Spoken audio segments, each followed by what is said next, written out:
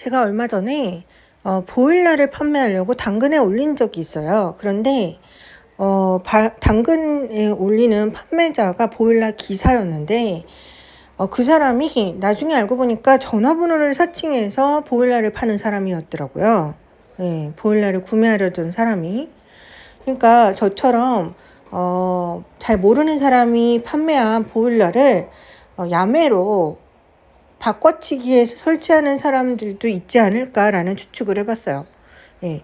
그런 사람들이 꼬인 이유가 뭔가 싶었더니 그런 사람들 중에 사채를 쓰거나 빚을 쓰거나 그런 사람들이 있을 수 있겠더라고요. 그런 잡스러운 무리들이 왜 꼬였을까라고 생각을 해봤을 때 어쩌면 제가 잠실 진주 아파트, 재건축 아파트 모두 지불하고 구매한 그런 전에 소유했던 사람이 혹시 그런 사채업자한테 쫓기는 사람이 아니었을까? 부동산 구매하는 사람 중에는 1,000만 원 주고, 1,000만 원 주고 아파트를 구매했다가 사채업자한테 몰리는 경우도 있을 거 아니에요. 혹시 그런 사람이 아니었을까 하는 추측을 해봤습니다. 혹시 그런 사람들이 주소지 등록을 변경하지 않고 사채를 쓴 사람들이 주소지 변경하지 않고 거주자가 바뀌었는데도 그것을 주소지로 알고 있는 사채업자 무리들이 만약에 쫓아다닌다면 그런 일이 생기지 않을까 그런 생각을 해봤습니다. 그래서 예전하고는 다르게 경찰에 신고하는 일이 빈번하게 하는 것이 좋겠다. 예, 그리고 경찰서에도 그 사실을, 그러니까 모든 사람에게 내가 빚이 없고 사채를 쓴 적이 없음을 말하고 다니는 게 굉장히 중요하구나. 그런 사람이 붙었을 때는 그런 생각을 했습니다. 그런 사람들이 한번 타겟해서 몰려들게 되면은 전혀 관계없던 사채에 쫓기는 사람들이 대거 따라다니게 되는 경우도 있는 것 같아요. 제가 몇 년 동안 겪은 건 중에 하나가 그런 것이 있지 않았을까 하는 생각을 합니다. 저를 쫓아다니는 사람 중에 사채업자한테 쫓기는 사람이 있을 수 있어요. 저는 사채를 쓴 적이 없지만요. 어떤 가게에 가거나 그랬을 때 전화를 안 받는다는 얘기를 하는데 그 업체는 어떤 사람들한테 동조를 한 사람들일까요?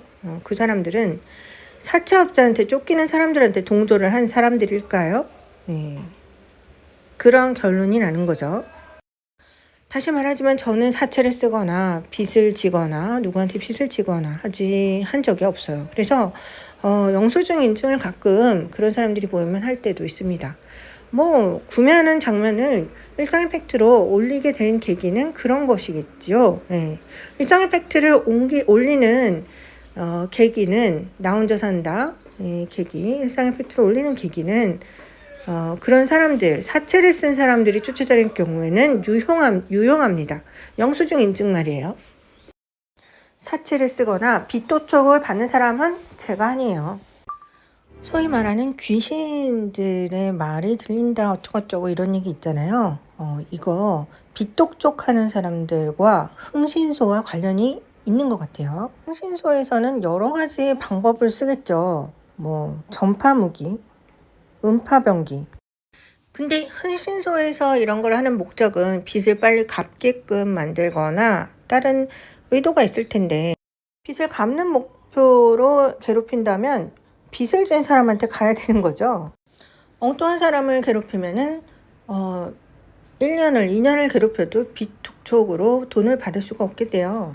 저는 사채를 진 적이 없으니까 저를 스토킹하는 사채를 진 사람이 있다면 수합행 됐을 때 저를 괴롭혀도 실제 빚진 사람은 빚을 안 갖고 있는 거죠. 그래서 빚을 진 적이 없다는 사실을 계속 얘기해야 되는 것 같아요. 그렇게 얘기하면 적어도 사채를 써서 사채업자에게 쫓기는 사람들은 링크가 깨지더라고요. 만약에 그런 사람이 있다면 말이죠. 아까 음파공격이라고 들어보셨나요? 네, 얘기했죠. 음파공격은 원리는 이런 것 같아요. 가수와 연예인들 중에 음파공격에 시달리는 사람, 귀신에 시달리는 사람이 가끔 있는 것 같아요. 그 이유는 빙의 혹은 빙의와도 관련이 있고 또 다른 게 있어요. 사람 중에는 음역대가 다른 사람이 있습니다. 음역대. 제일 높은 음을 들을 수 있는 소리와 제일 낮은 음을 들을 수 있는 소리. 저는 예전에 하나 이비인후과에서 음역대를 측정한 적이 있어요. 저의 음역대는 굉장히 낮은 소리까지 들을 수 있습니다. 일반인이 들을 수 없는 음역대요. 네. 그리고 가장 높은 곳의 음역대도 저는 들을 수가 있어요.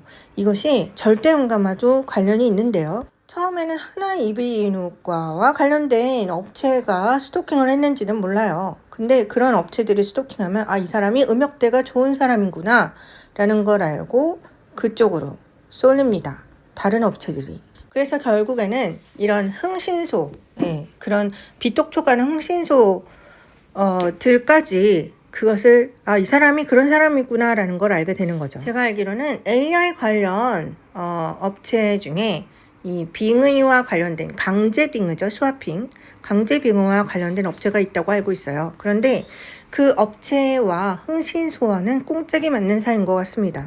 비똑촉하던 사람들이 뭔 짓을 못하겠습니까? 불법 장비들을 많이 갖고 있겠죠. 이런 것을 제가 알고 있는 어휘로는 바이오 해킹이라는 어휘가 있습니다.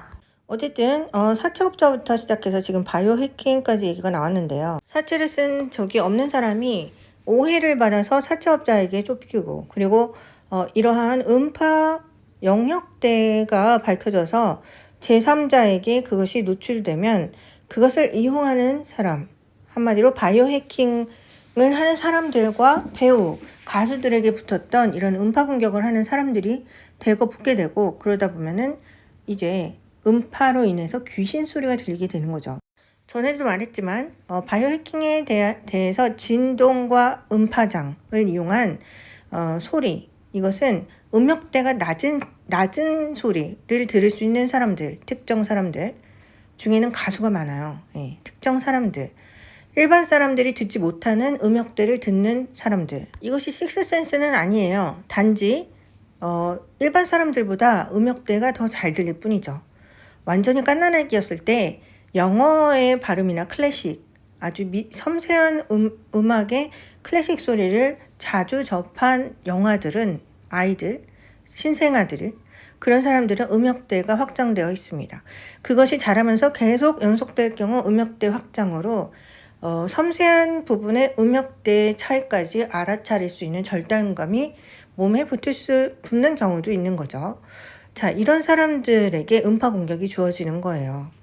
그러면서 음파 공격에 의한 바이오 해킹의 빙의 현상도 함께 주어지는 거고요.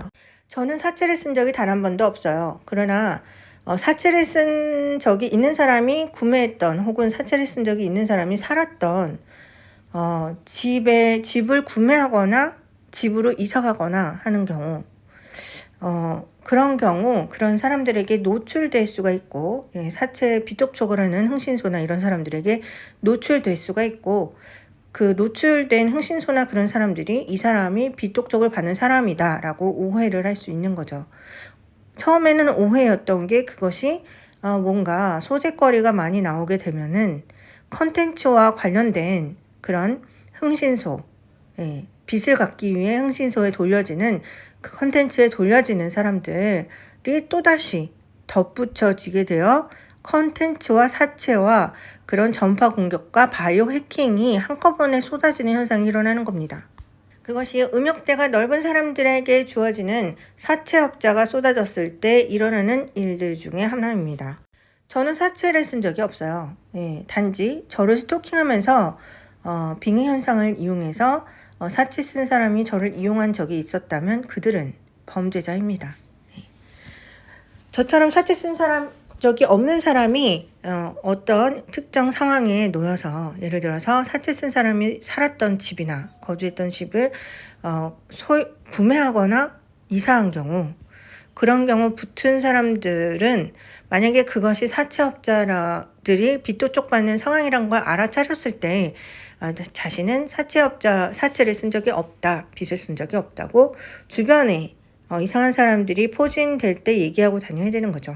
저는 3년 전에 그런 걸 몰랐고 그런 상황이 있었다는 거를 그렇게 될 수 있을 가능성이 있다는 걸 전혀 추측을 못했어요. 저는 그런 적에 놓인 적이 없기 때문에요. 몇 년이 지나고 그것이 이런 것이었구나 라고 깨달았을 땐 이미 저는 많이 괴롭힘을 당하고, 저는 사실 5년이나 지났습니다. 예. 그런 상황이 된 거죠. 예. 그런 경우 그 사람들이 빚을 안 갚고 있는 이유는 빚을 갚아야 할 사람을 괴롭히고 있지 않기 때문인 거죠. 예. 빚을 갚아야 할 사람을 괴롭히지 않는데 빚을 갚겠습니까? 다른 사람을 괴롭힘을 당하는데. 당연한 거죠. 예. 그렇기 때문에 저를 괴롭혔던 흥신소 사람, 저를 괴롭혔던 컨텐츠 관련 빚 독촉하는 사람들, 그리고 저를 괴롭혔던 연예인들, 저를 괴롭혔던 유명인들, 그런 사람들이 다 범죄자인 거예요. 예. 유명인들은 이제 다 사라진 것 같고, 예. 이제 실제 빚을 져서 허덕이는 사람들만 제 주변에 포진해 있는 것 같아요. 그러니까 빚에 허덕이는 사람들을 굳이 저한테 부르지는 마세요. 부르는 업체가 범죄자입니다. 제가 구매 후기나 이런 영수증 인증, 예. 그리고 상가 방문 영업점 후기를 열심히 남기는 이유입니다. 그런 자신의 사채나 자신의 빚을 떠넘기려고 쫓아다니는 사람들이 타겟이 된 사람을 집 혹은 엄마라고 부르는 경우가 있더라고요. 안타깝지만 저는 사채를 쓴 사람들의 집도 아니고요. 사채를 쓴 자녀도 없습니다. 그리고 실제 자녀도 없고요.